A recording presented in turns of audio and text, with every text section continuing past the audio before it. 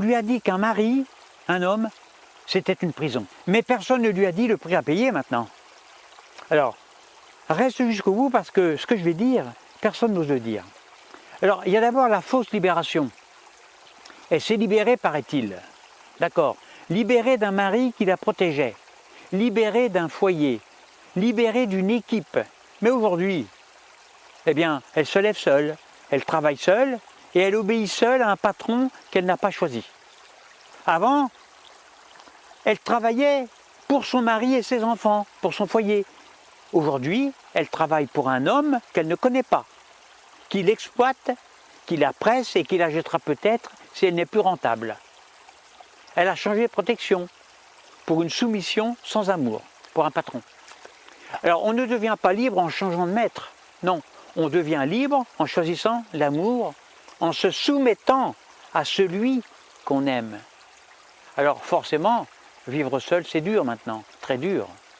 Alors elle cherche un homme maintenant, mais pas n'importe quel, ah non, elle veut un prince qui est beau, riche, doux, disponible, déstructuré mais sécurisant, capable d'enfanter si possible. Elle veut un homme parfait.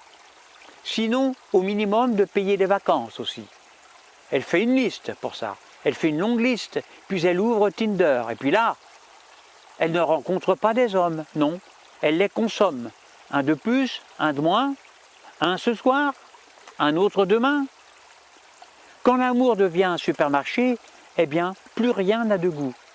Trop de choix ne rend pas heureux, il rend indifférent.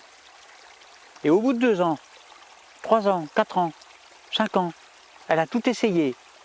Les musclés poilus, les lisses parfumés, les vieux riches qui sentent la pisse mais qui ont une carte bleue. Et puis là, quelque chose se casse. Son regard change. Son propre corps commence à la dégoûter.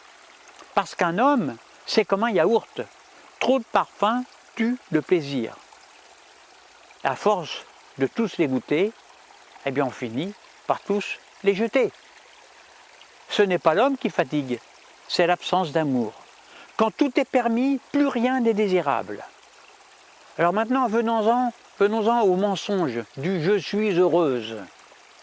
Après 5 ans, elle abandonne, elle ferme les applis, elle range ses illusions, et puis surtout elle proclame « je suis heureuse seule ». Et elle le dit fort, souvent, trop souvent. Parce qu'une vérité heureuse n'a pas besoin d'être répétée. Alors elle remplace un homme par un chien, elle remplace un foyer par un appartement silencieux, un enfant par une perruche qui chie sur les meubles. Quand l'amour disparaît, on s'attache à n'importe quoi. On peut vivre entouré d'animaux et mourir quand même seul. Alors maintenant, ce qu'elle n'a jamais compris, c'est quoi? Eh bien, toute sa vie, elle n'aura jamais compris une chose simple.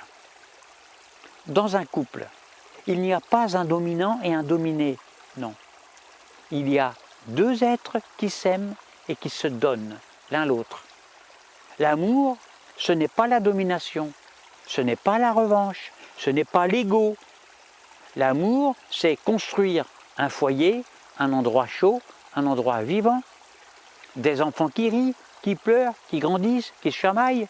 Et ça, aucun chien, aucune tortue, aucune perruche ne le remplacera jamais. Conclusion. Les animaux, c'est mignon, nous sommes d'accord. Mais ils ne te prendront pas la main quand tu seras malade et le jour où tu mourras. La famille, ce n'est pas ringard. C'est sacré.